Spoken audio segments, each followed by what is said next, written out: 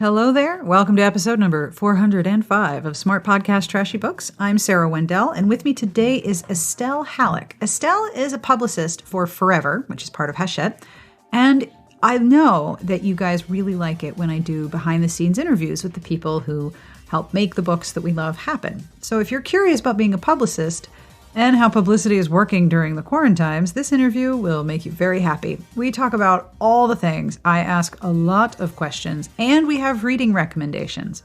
Now, I do want to let you know, we do talk about the Hachette walkout, which happened in early March and feels like 5 years ago. We don't go much into the specifics of the memoir that led to the walkout, but we look at what happened internally and what happened after, and how acting together has made a big difference, which seems rather thematic for these times. I want to send a special hello. Hello to April and her friend at the library, who are currently scanning every book in the children's section and each have one earphone in to listen to the show. Hello, ladies. And to the most awesome librarian at the Florence County Public Library in South Carolina, whose Facebook page is not here for anyone's crap. And I will have a link because it's a really great library Facebook page. They are not here for any bull crap misinformation. Now, I have a lot of things to tell you about. But first and foremost, I want to give out some compliments. Yay, I love this part. It's so much fun. To Jessie M. Your personal coat of arms includes the perfect pair of pajamas, the warmest quilt, excellent depictions of snacks, and everything great, because you too are everything great. And if you would like a compliment of your very own, or you would like to support this here show, have a look at patreon.com/smartbitches. And a very special hello and thank you to our Patreon community. Now, I am part of a network of podcasts, and if you are looking for another show to enjoy, I would like to tell you about this one. Hi, I'm Elle Penelope, and I'm an author of epic fantasy and paranormal romance. My podcast, My Imaginary Friends, is part of the Frolic Podcast Network. On the show, I give you, dear listener, a weekly look behind the scenes of my life writing and publishing books. I talk about creativity, inspiration, writing routines, this week's best thing, and more. One reviewer said, it's like sitting down with a writer friend to have coffee and discuss all the writerly things. So if you're an established or an aspiring writer, or a reader who always wanted a peek into an author's life, please check it out. New episodes post on Mondays, and you can find me at myimaginaryfriendsshow.com or wherever you get your podcasts. Thank you, Elle Penelope. And of course, I will have links to where you can subscribe, or you can just search My Imaginary Friends with Elle Penelope on your favorite podcatcher. And I think podcatcher might be my favorite word this year. It's really fun to say. I'm so easily amused by things, right? This episode is brought to you by Ritual, a daily multivitamin obsessively researched for women. Ritual is, get ready, vegan-friendly, sugar-free, non-GMO, gluten-free, and allergen-free, and all of the sources for the 9 nutrients inside are provided for you to read and research on your own. Ritual is designed to be an easy way to build a daily multivitamin. Wait for it. Ritual. A subscription box of vitamins will arrive on your doorstep, and your next bottle will arrive just as you finish the last one. It's super easy and super effective, and it's only $1 a day to have your daily multivitamin delivered to your house. Ritual is offering you, as a Smart Podcast Trashy Books listener, 10% off your first 3 months. You can fill in the gaps with Essential for Women by visiting ritual.com/Sarah, that's SARAH, to start your Ritual today. That's 10% off your first 3 months at ritual.com/Sarah.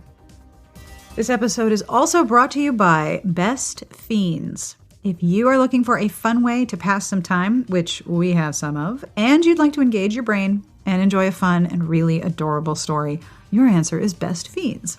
Best Fiends is a casual game that anyone can play, though it is made for adults. Each level is part of a larger story. Each level involves a puzzle to solve, and as you advance to the next one, you both level up the difficulty and reveal more of the story. There are super adorable creatures that you're going to help. There are bugs, there are swiping puzzles, characters talking to me. It's really fun, and it's a really engaging way to pass time. You can engage your brain with fun puzzles and collect tons of cute characters.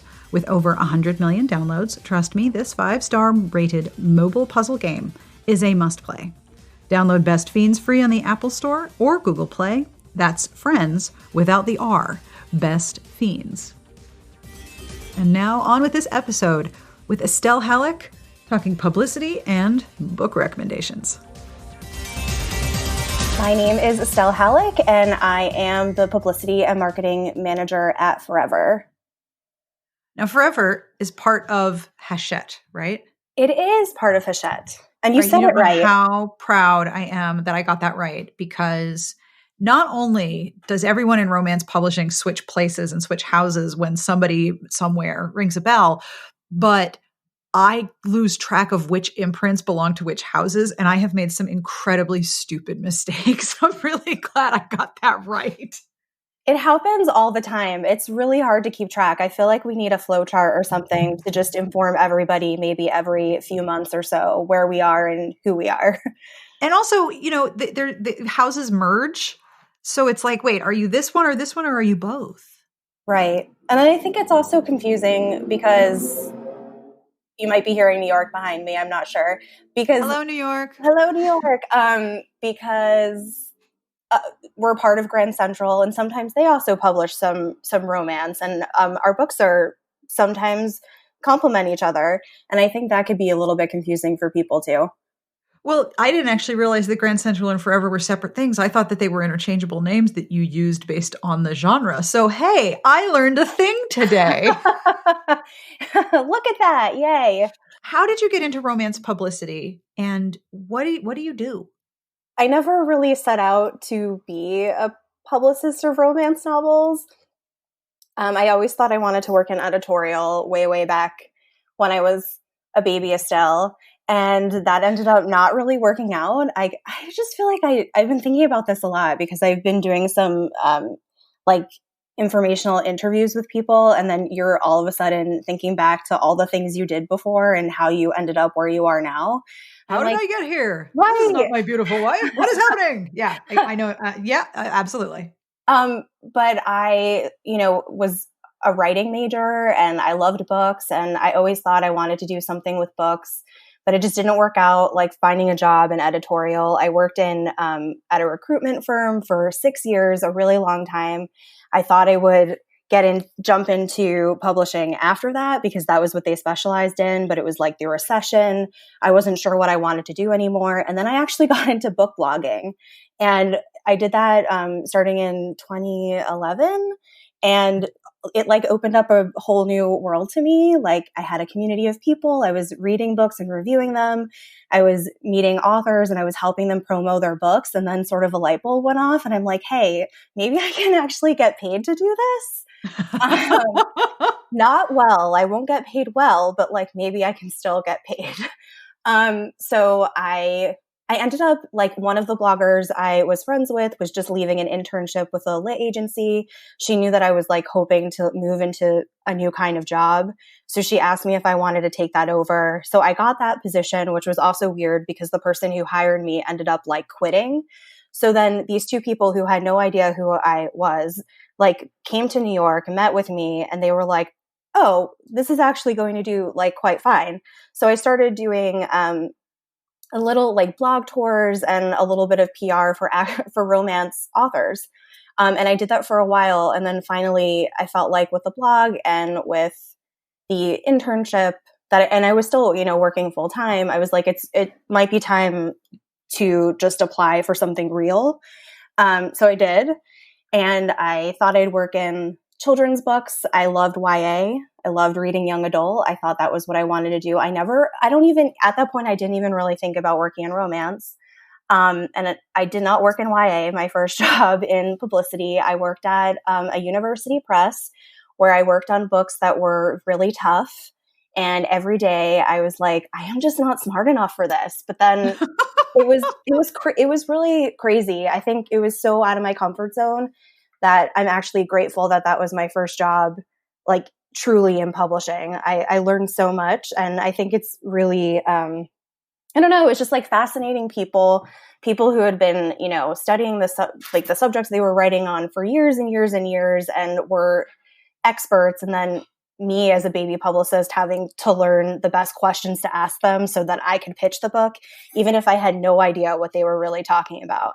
So it was really interesting. And I still was like blogging, and I was still reading YA and reading some romance. Romance was always like my palate cleanser at that point. I was just going to ask that. What were you reading? Was romance something that you read at all at that point? Like what were you book blogging about?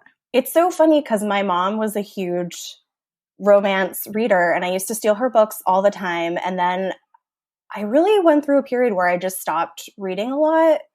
I think that was college, because you're just, reading everything you're assigned for class. And then I got into reading YA just when it started coming into the scene again. I guess it really started to blow up, and I was reading a lot of books about high school, and I'm like, I don't know, I just really like them, but there was always a romance element. And then honestly, like once I was blogging and I was getting pitched books, a very smart publicist also pitched me about reading romance. And I'm like, I haven't thought about reading romance in a really long time. And then I started. So I started like coming back to romance, reading like Susan Mallory, which, there were like a million books in the Fool's Gold series to read. So I was like keeping up with those. And it just was like a night after reading so much YA. It was nice to like read 4 YA books and then read a romance novel. And I sort of started getting back into it that way. So I will thank book blogging for getting me back into romance. Yeah, I've heard that's a thing that happens. Yeah. I think it also happened to me. Really? Well, I started Smart Bitches 15 years ago because I read a lot of romance and I didn't have a place to talk about it. And book blogging brought me even more into the genre. Like when I started Smart Bitches, I had a very limited understanding of the genre. I read like 2 types. And then all of a sudden, it was actually, I don't know if I've ever told you this, it was Erin Galloway, who was the first publicist to ever contact me as a blogger. That's so funny. Back when she was at Dorchester. She was at Dorchester. Remember Dorchester? Yes, yes. They sank to the bottom of the ocean. But she contacted me and was like, do you want to be on our list? And I was like, list of what? And she's like, we'll send you books. And I'm like, okay. So then I got galleys, and they were like wrapped in almost construction paper. They were a larger format. They were heavier paper, and they had like a plain paper cover with just the title and author.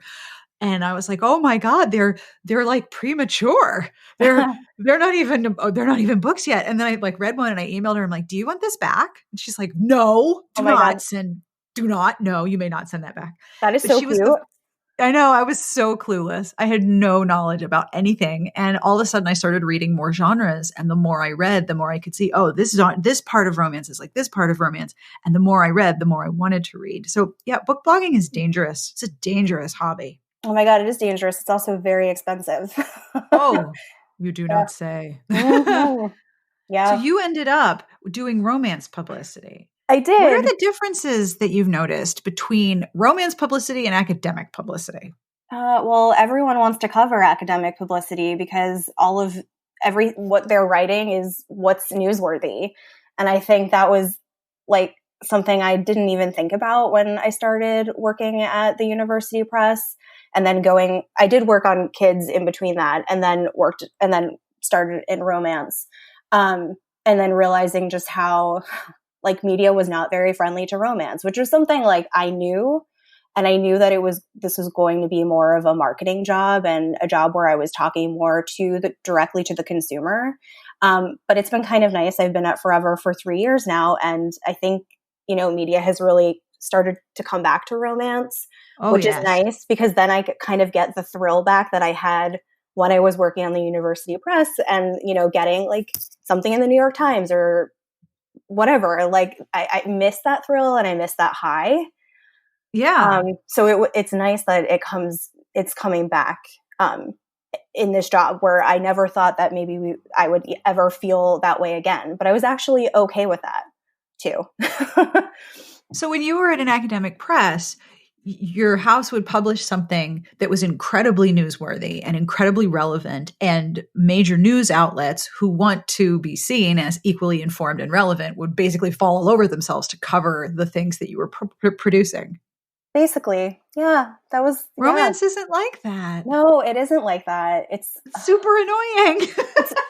It is annoying, but I actually think like the way that my brain works, because I started at the university press and knowing that there is a little hook in there if you just like, even like, I mean, I never worked on, I was new-ish, so I never really worked on our main titles, but even for a small thing, I could find a good pitch, right? And I think that helps me now when it doesn't seem like there might be something there, but I think about it a little too much, but that is also just an Estelle thing. But I don't know. I think it helps, especially because I didn't understand all of the books that I was working on at the university press. Like, it wasn't something that I was comfortable, like, I mean, I was comfortable going to media and pitching them, but I wouldn't say like I could sit and have like an hour conversation with the author about it. Like, that would be really hard for me. Right. And here it's a little bit different because, I mean, romance is like emotion and all of these other things, but then sometimes there is a hook there, and I still try to look for it.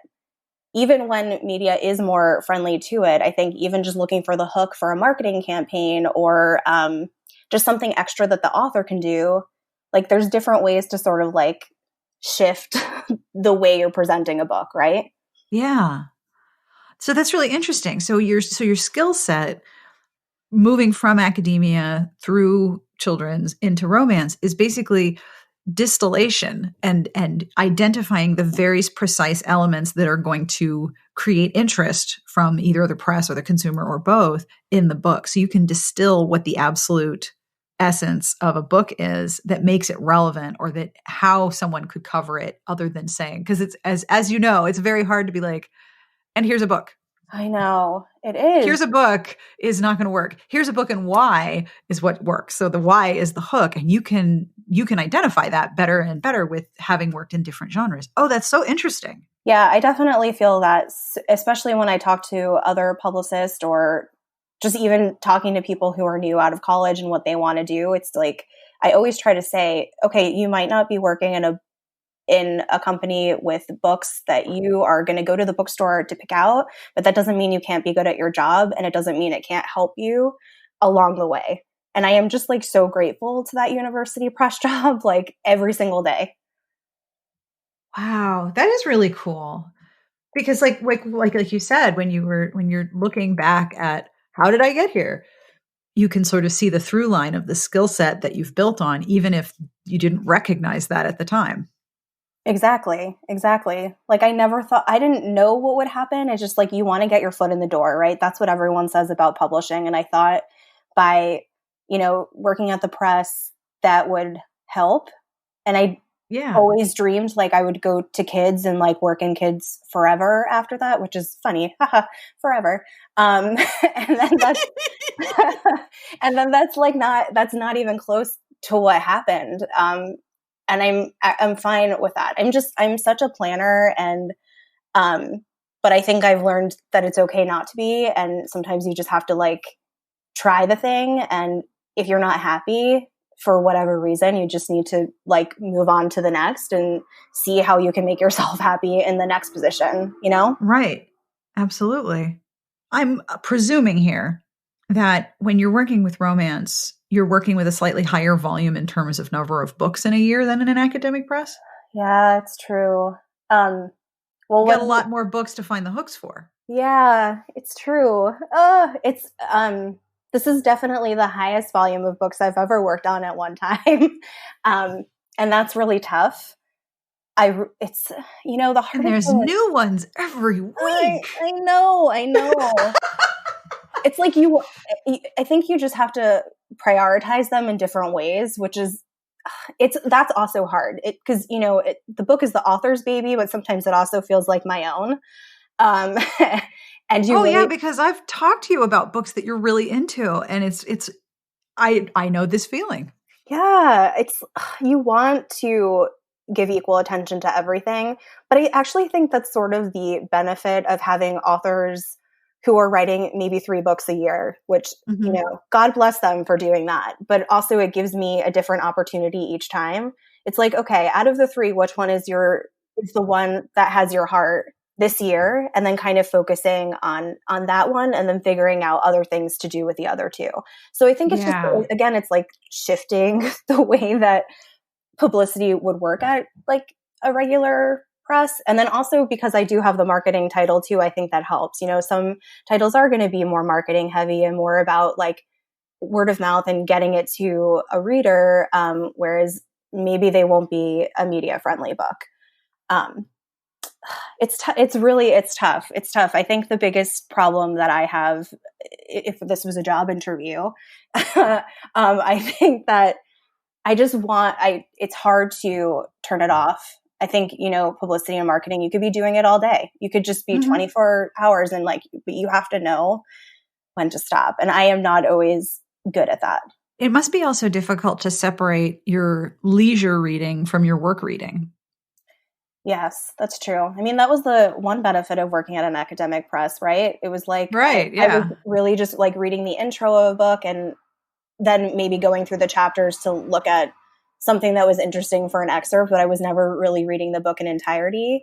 And here it's funny because I do want to read the books all the way to the end. And then but I also need to make time for the things that I like to read, or else I'm going to go crazy. So you need to replenish yourself with the things you enjoy. Yeah, it's true. And it's funny because like I just finished one of Forever's books last night and I'm like even though the book is leisurely to me as a Forever book and a book that I'm working on, I'm still thinking like, how can I use that? Is that fun? Well, other people think that's interesting.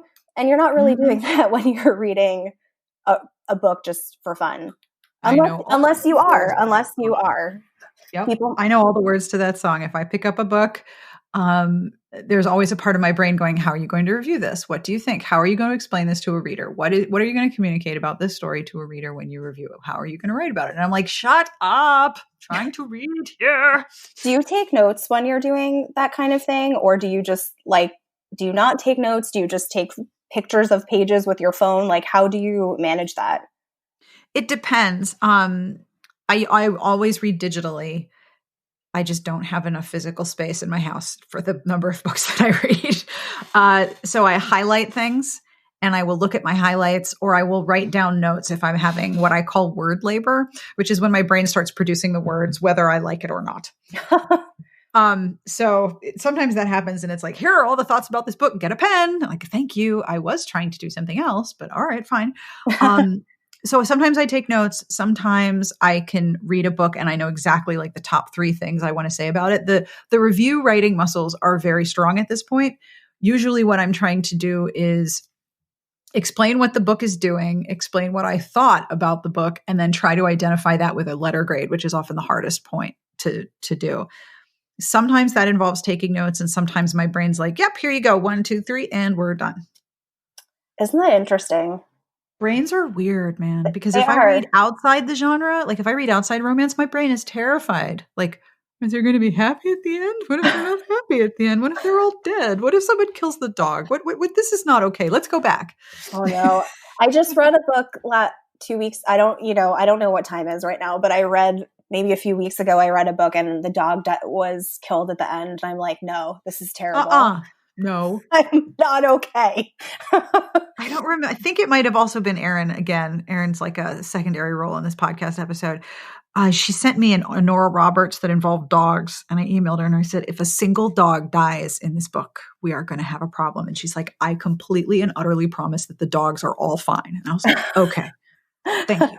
I'm not here for this. Not at all. No. You cannot kill the dog. Not happening. I know though. It's so terrible. Ugh. So here's a question for you. In a normal time, when you would, leave your apartment, put on a dress, maybe, I would actually do my hair. My hair is so big. Oh my God. I wanted to ask you about your hair. My hair is like, as a fellow short-haired person, my hair is a disaster. Estelle, I'm growing a mullet. It's a mullet. I can almost make a ponytail in the back. Oh my gosh. That's What do I hilarious. do? I don't. I think you need to shave the back of it. No?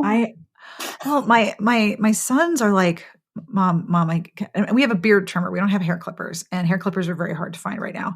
But my husband has a beard, so we have a beard trimmer, and I've been trimming everyone's sideburns, which, if you can do, makes a world of difference because it's just the part next to your face, and all of a sudden it's, you're a little shaggy on the top, but your sideburns look great.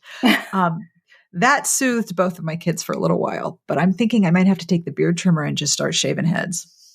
My hair kind of grows out, so the sides are horrible, and that's kind of my signal when I need to get a haircut. Yeah.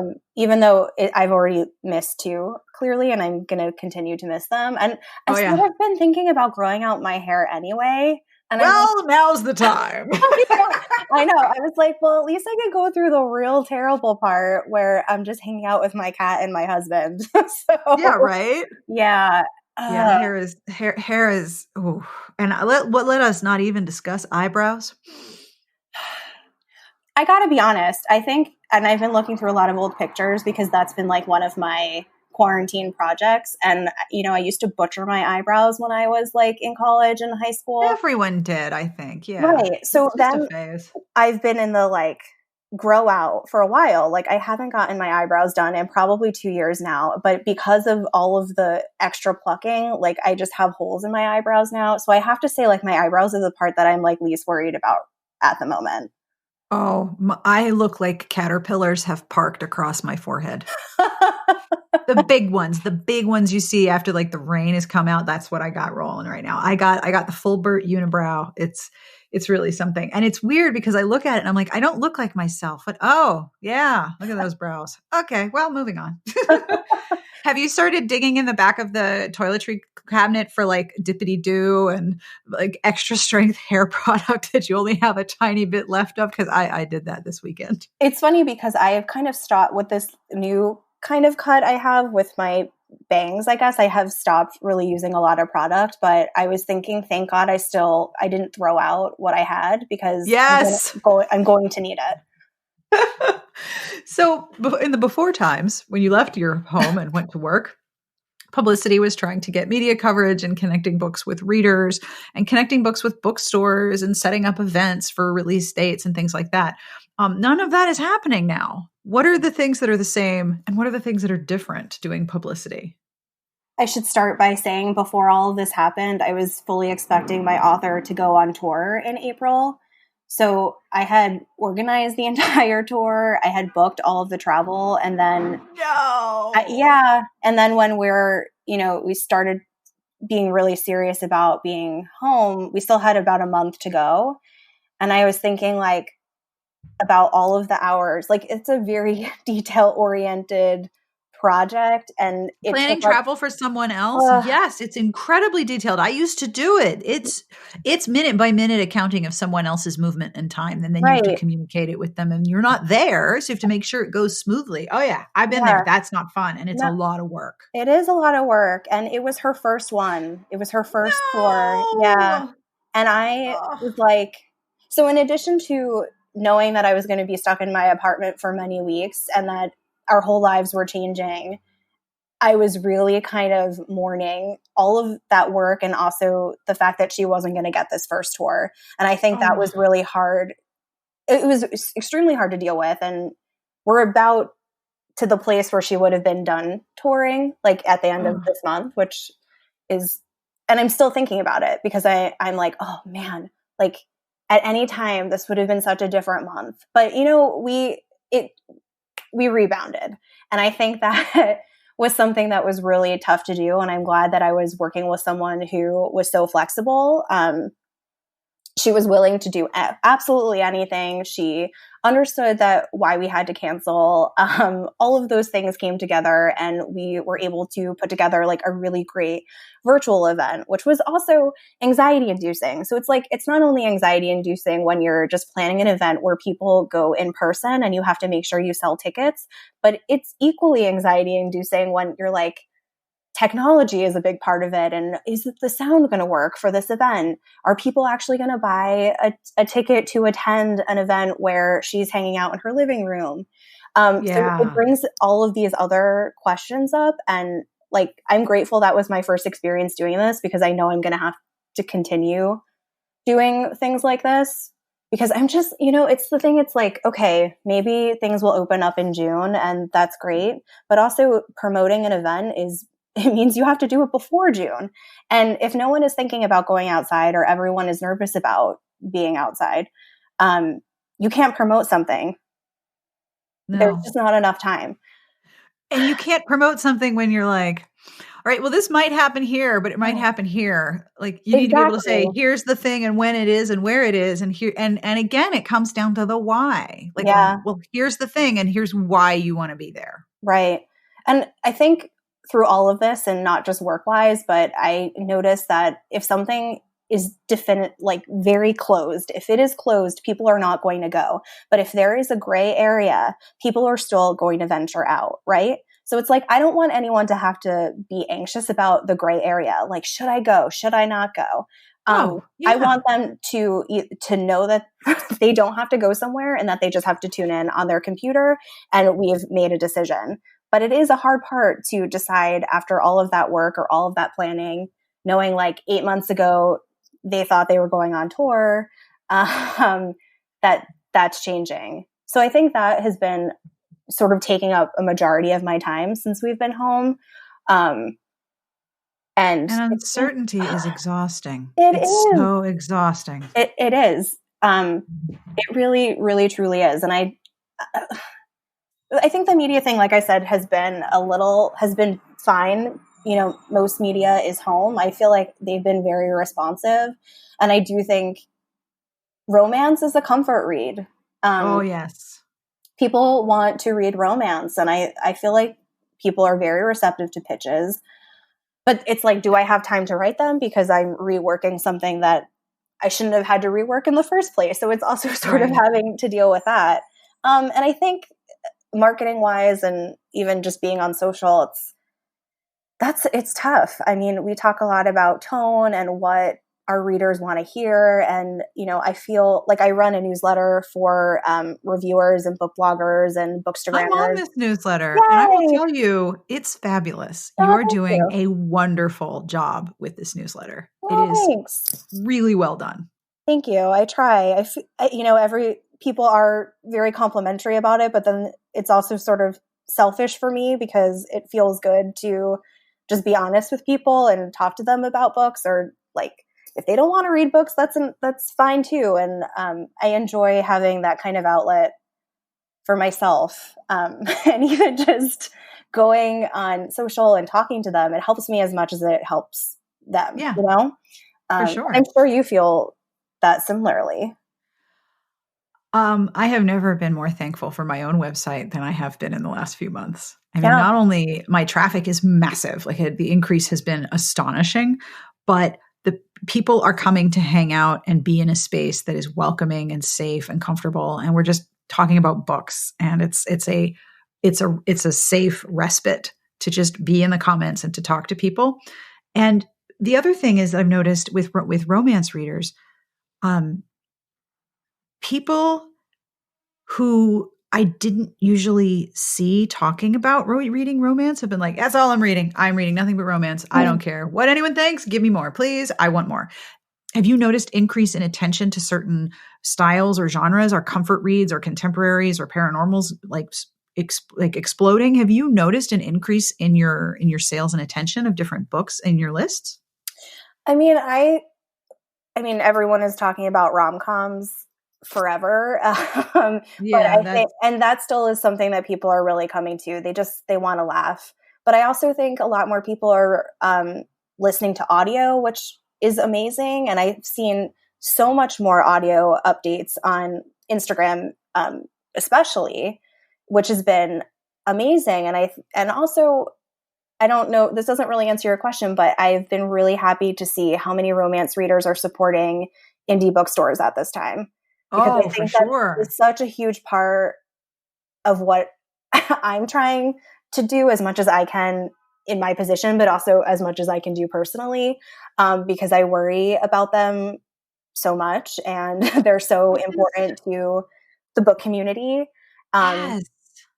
So I think that's been also really lovely to see. It was supposed to be Independent Bookstore Day this past weekend, and a lot of people still put updates up, and there were like a lot of like virtual things going on, and it was just really nice to see how many people were saying like, yeah, I bought from my store like this past weekend, and or I tried this store, and I really have been really happy to see that, because it's just so important. And I think even for romance readers where I think they haven't always felt welcome at an independent bookstore, I'm just like, Yes. I don't know, it just warms my heart even more. I was just going to say, much like the media has changed a lot in the last few years in how they cover and examine romance, more independent bookstores have become more welcoming and open and eager to have romance readers in the store. I've noticed that shift in the last few years too. Yeah, it's amazing. And I mean, there's still a long, long way to go, but I'm so happy to see that they're more receptive. Even if it's, just trying out a romance event for the first time. I think it's been really, at least it's just been really amazing to see. I love the indies that I work with. And when I worked in kids, I worked with indies all the time because we were planning tours all the time, and the indies would plan school visits with our authors. So that was one part that I really missed when I first started at Forever, because there weren't really opportunities to have events. So I am just so glad that that has come back. Because I'm personally a huge like bookstore goer, and I'm sad that I can't walk to my local bookstore right now. I'm sad for like the bookstore browsing is not a thing right now. So, anything that we can do to support them is just so important.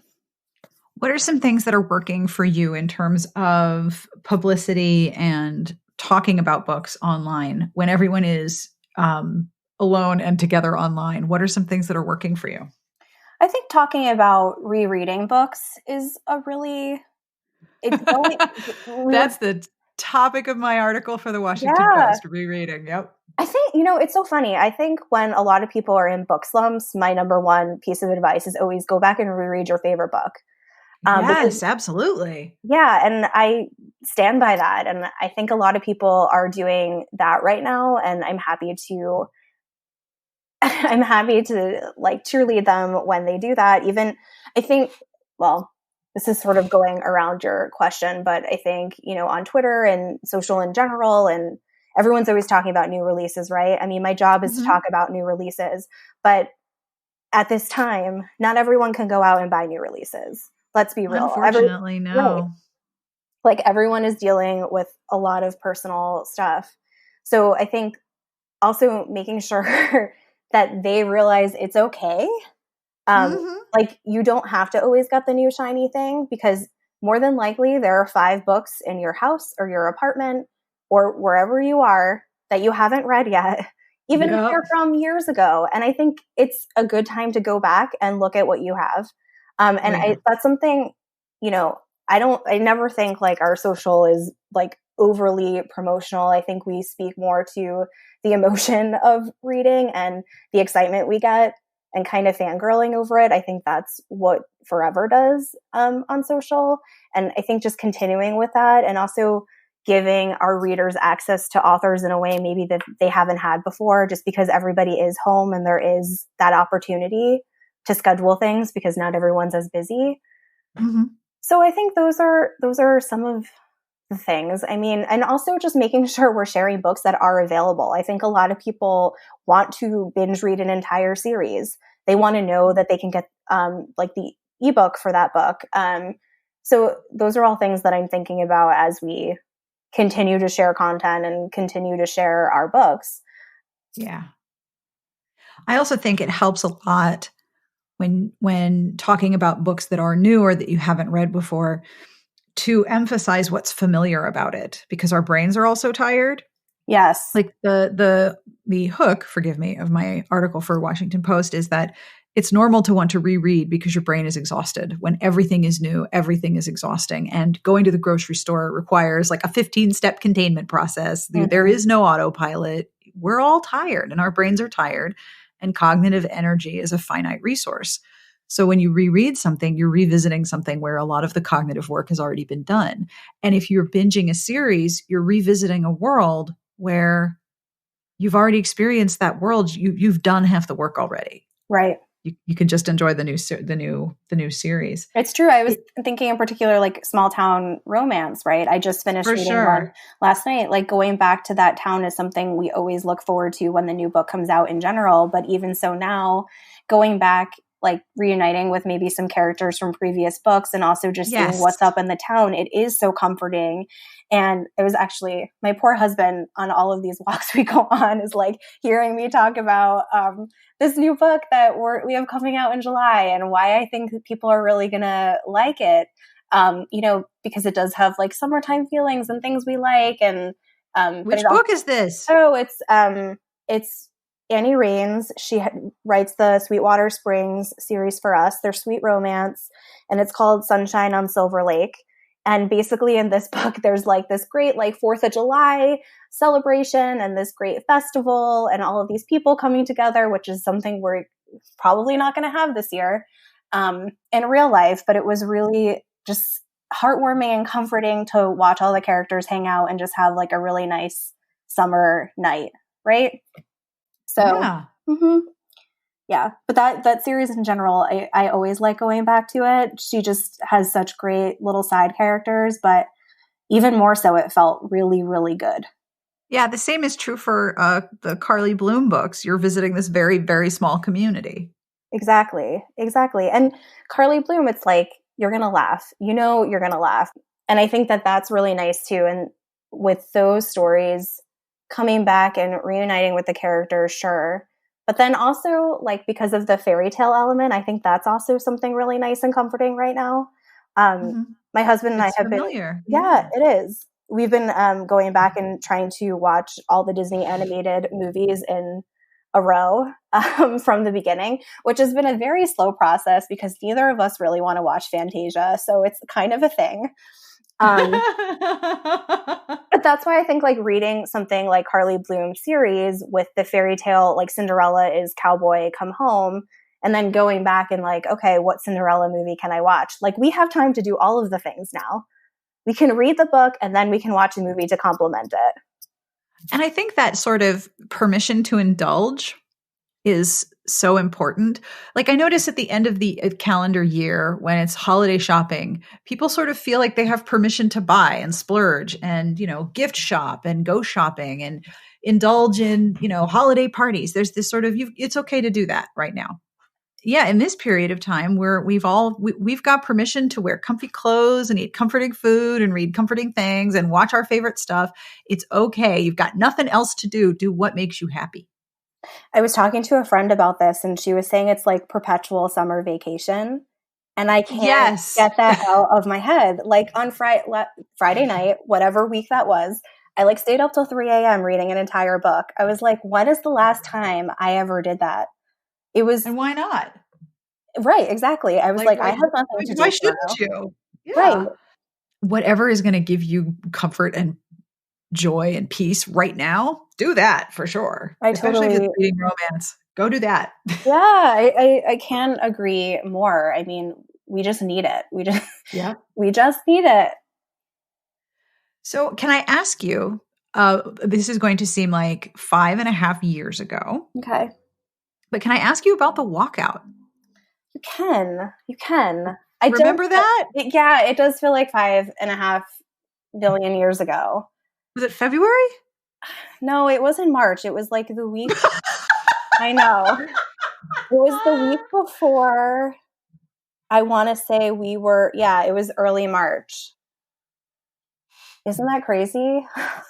Yes, that's right. Because I was on vacation the first week of March. And I remember reading about the walkout and thinking, fuck yeah. Hell yeah. So tell me about it. What happened? Well, it all started when they had made an announcement that Grand Central would be publishing the Woody Allen memoir. Boo. Yeah, I mean, we, like, again, Forever is a part of Grand Central. I remember being at my desk and getting the email with the press release and like my stomach just like dropped. I'm like, I oh can't man. imagine. Yeah, I was like, this is not going to be good. And It it's, hurts when that happens. it does hurt. Yeah, it does. I think, especially, I don't know if you were following what happened with the American Dirt novel at Oh, Macmillan yes. very closely, but Yes. that had just, again, I don't know what dates are, but I think that had happened in like February. And I was following that really closely. When you're in publishing, people who work everywhere. So people who work at Macmillan and are dealing with that all the time. And it was really hard I think it's a reminder that as great as our jobs are and how fun they are, it's like there is someone in charge and who is making these decisions that doesn't necessarily align with what you think is right. And I think that's sometimes the hardest thing to, I don't know, give into. I think I felt that way with the Woody Allen. I just didn't understand why we were giving him a platform.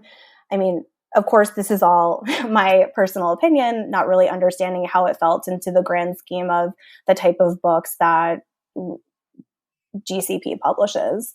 It was a really emotional time at work when talk of a walkout started to pop up. I honestly didn't know what I would do.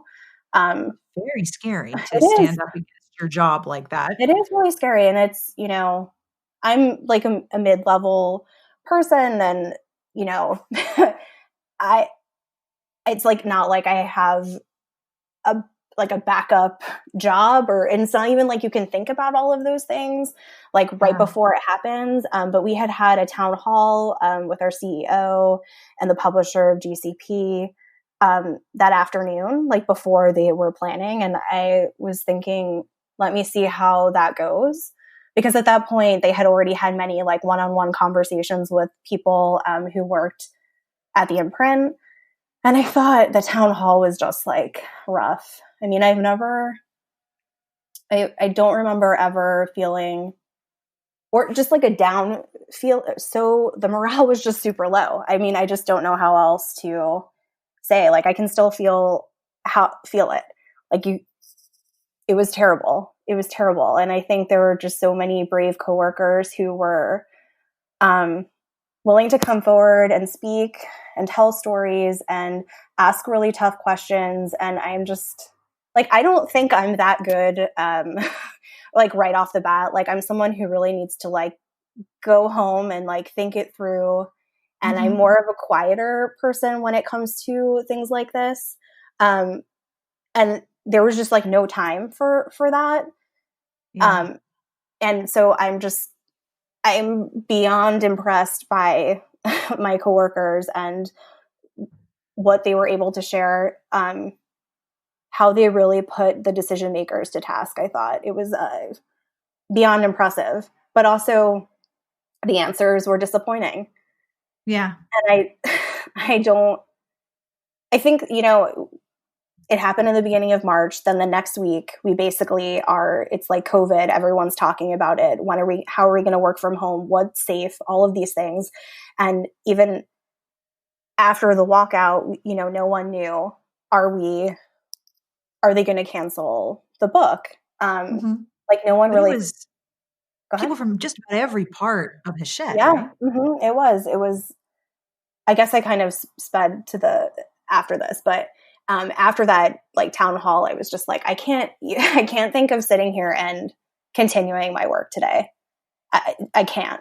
It just felt like the answers that we were given were just not good enough. And so I was like, okay, I'm going to also walk out. And it was really amazing. Yes, it was people from all over the company. And then the next day we go in and we didn't hear anything. And then later in the afternoon, they announced that they were canceling the book, which I really did not think that they were going to cancel it. So I'm happy that they canceled it. But I think also because this just hit up right against COVID, I worry that a lot of the conversations that were started have disappeared. I don't think so. For two reasons. One, people are talking a lot more to each other online about everything right now. Okay, good. And Very good point. also, that's a situation where you might have felt really alone. Like, do I want to walk out? Do I want to go outside? Do I want to leave my space and stand up and do something different? And then you go outside and there's like a ton of your coworkers who all made the same decision. Right. So you were not alone in doing the strange and terrifying thing. And now you're still not alone in doing the strange and terrifying thing, which is staying home and not leaving your house at all in New York, where you live in an apartment. Believe me, you have all my empathy. There's a parallel there, I think, because you know that you're not alone when you see everyone else doing the strange and terrifying thing too. And that you do have, when you work together, an enormous amount of power, but it's really hard to get everyone to work together. So when it works, it's really inspiring. And I don't think that conversation is going to stop because it worked. That's massive. Like, I didn't expect that either. And then it was published by somebody else and everyone was like, yep. And it sucked. Mm-hmm. I know. We were actually just talking about that because it was published right during when we're like all stay at home. And then it was like sort of a blip on the news and then it just totally went away. So yep. I think you're right. And actually I've been kind of obsessively watching Andrew Cuomo's conferences every day. And, he keeps talking about how we have to learn from the past. Right. And that kind of brings me back to this too. It's like, I hope that the decision makers like remember this whole situation and it just doesn't happen again. Yeah. Yeah. Alas, there will always be toxic men desiring platforms to talk about how wonderful they are. But with enough coordination, maybe we can make them shut up. I mean, we can only hope, right? Right. I think sometimes I'm like naive in my hopefulness that this won't happen again. But, we've been disappointed time and time again with a lot of the decisions publishing makes. But you got this one. Right. It's true. Like, that's major. It's really hard to convince a publisher to forego money. Like, that's not how business works. I know, I run one. So it's really hard to be like, yeah, you should give up this book that might make you money or get you attention because it's the right thing to do. That's a big win. That's a really big win. Yeah. You're right. So how are you in New York? You okay? Haven't heard any sirens. I was like, shit, are there going to be sirens in the background? Because I know that's a very big deal. Yeah, there hasn't really been any today. It's been getting quieter. It's weird. Being in New York is weird. I mean, we're outside of the city, but we can, we see the subway every day. We can also walk a little bit and we see the Long Island Railroad. And it's just crazy to think there's barely anybody on those trains right now. I think we're really lucky. I feel like I have a good place to work and my husband is great and like we're fine. But it's just, we're not used to being stuck in our apartment this much. We really look forward to our long walks on weekends or just like stopping by a bar and just doing those little things. Even just grocery shopping has totally changed. And I have always hated grocery shopping in general. Oh, me too. God, it's the worst. And now I don't know where anything is. I'm inefficient. Stuff moves around. It's been, the last, maybe not this past week, but the last 2 times before that, I just wanted to cry when we were there. Just seeing the empty shelves.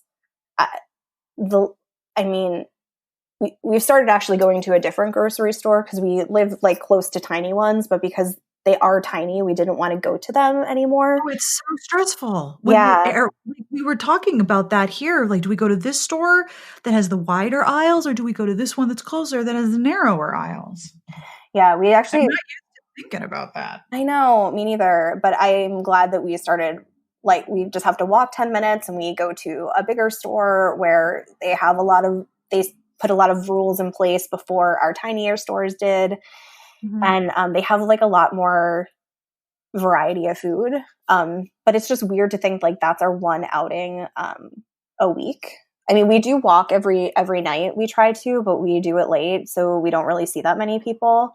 Yeah. But then the grocery store is really our big moment of the week, and that's Yep. strange. And the thing about living in New York, when you live in an apartment, is that so much of your life takes place in other places. Yeah, it's true. It's true. I don't know. It feels like it's funny because, the only time that I'm not on the subway or I'm not commuting, it's like usually when I'm on vacation. But now it's just like, that's not the case. I'm sitting in my apartment and, we have like a 1-bedroom that is a relatively decent size, but it's still small when you're working and living and trying to like have a good time all in the same space. I do have a greater appreciation for it though. I think it feels very cozy right now. It feels very homey. We've like hung up some photos that we've been like putting off forever. And so I think we're sort of nesting in many ways, which I'm sure a lot of people feel, but it's still strange. It just doesn't feel like New York. I mean, no one is a fan of this. There are good days and there are bad days. And it's just hard when there's no end date. And also like the things to look forward to, you don't even know what those things are. No, and you don't know what they'll be like. If you could go back to like February Estelle and be like, listen, there's going to be a time when you miss the subway and you miss your office and you miss going to work, like you would not believe. Would past Estelle have believed that? No, not at all. What's actually so ironic is that I'm going to say Hachette is a great company to work for. They literally are everyone is very nice. But one thing that they had started this year was like a work from home policy that was company wide. So it was a big thing where it was going to be like a lot more accepted to work from home. And then I'm like, that is just too funny to me that was like the big initiative for this year. And literally that's all we're doing. But the positive side is that people who didn't think that we can work from home now know that we can because we have been forced to. So I'm truly hoping that changes things down the line and they'll be more open to hiring people who might not necessarily live in New York.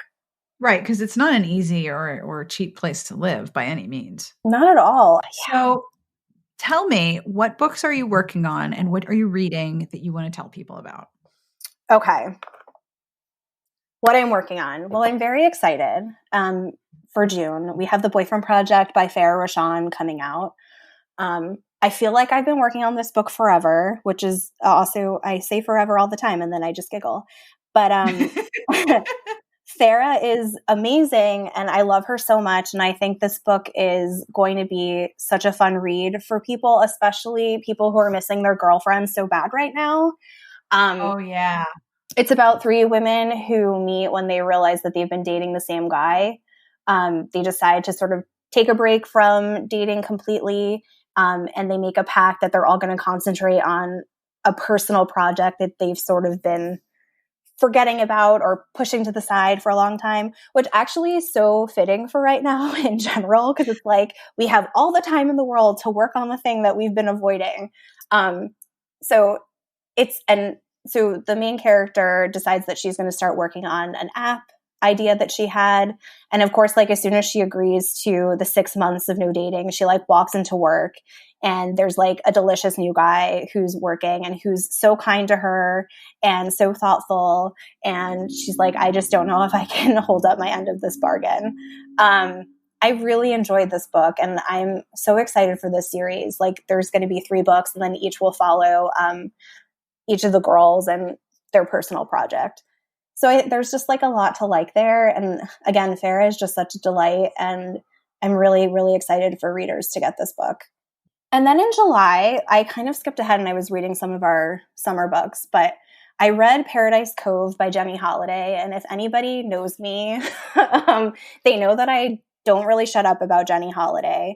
I think she is an amazing writer. I think she wrote rom-coms before rom-coms were all trade paperbacks, I think. Her Bridesmaids Behaving Badly series was one of my favorites that I worked on and is personally a favorite series of mine that I would buy for anyone I know. But she started a new series this year that's a small town by a lake. And the second book, which she told me was her favorite, it is her best work. It's about the hero is a guy who lost his son a few years ago. His son passed away. He had since gotten divorced, and he's sort of like this fixer in the small town. He like is quiet. Everyone understands that he's a quiet guy. They don't ask too much of him, but he's always going around and just like fixing things and helping people. And he starts helping this new doctor who comes into town, and they form a friendship.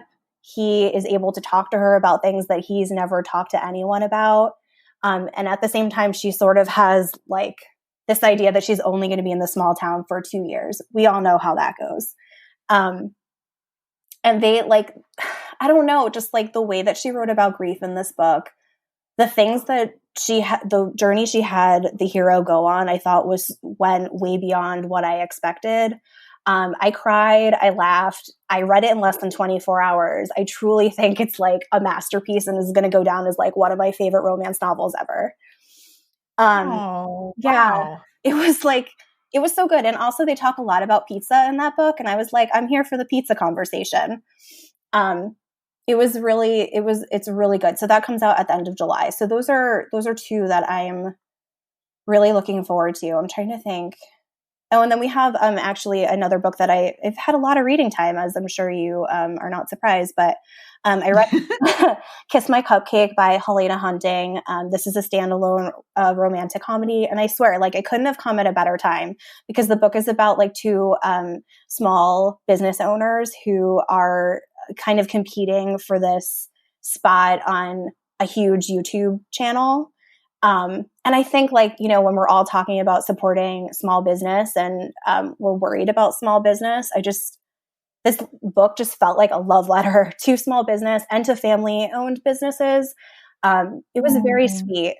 Like, she's a cupcake owner and he owns a bar that was owned by his grandfather. And it ties to the story of like family history and how the grandfather met the grandma. And it was just like, it was really great. I really enjoyed it. So that one comes out in August. And I just think everyone's going to need this like sweet romance. And again, I just loved how it was all about small businesses supporting each other. And yeah, so that was a really good one. I think Helena's a really fun writer, and I think people are really going to like it. And there are a ton of cupcakes in that book. So then you're going to be real hungry. And then you can bake, because we have all the time in the world. I'm here for both the pizza and the baking conversation. Like, these sound like great conversations. I'm happy to have for like 2-3 hours. Right, totally. I mean, it was so funny because I was like emailing Jenny about something, and she's like, well, I'm just like not sure what the hook is here. I'm like, clearly the hook is whether or not people like Hawaiian pizza or not. That is all we need to talk about. I like when there's food in books. I mean, it does make me hungry, but I just feel like it's a nice little memory. Can I talk about some fun reading? Some fun reading that was not forever related. Obviously. I read Real Men Knitting by Kwana Jackson. I stayed up really late reading this one. This was before my 3 a.m. reading marathon. It was like the book I read before that, but I was staying up really late reading it. And I guess again, it's like set in New York, and it's about brothers who are trying to figure out what's going to happen with their mom's knitting shop after she passes away. And maybe I'm just feeling, I mean, clearly I'm feeling nostalgic for all things in New York right now because nothing is normal, but it was just like another story about people coming together and figuring out this like important business to a community, which is like not a sexy hook at all.